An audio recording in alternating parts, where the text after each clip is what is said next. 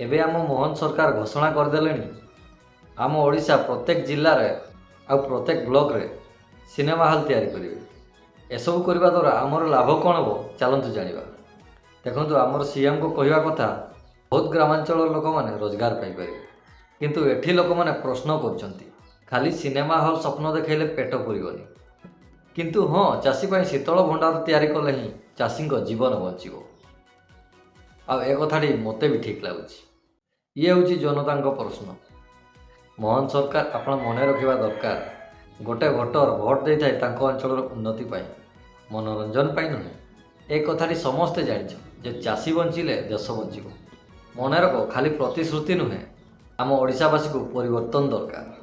ए वीडियोटी आपण हृदय को टिके भी छुई आउ ए वीडियो आपण को टिके भी मेहनत देखा जाउछि ताहले आम सहित जोड़ी होगा चैनल को सब्सक्राइब करूँ। आपन को मतामत कमेंट लिखि दिंतु।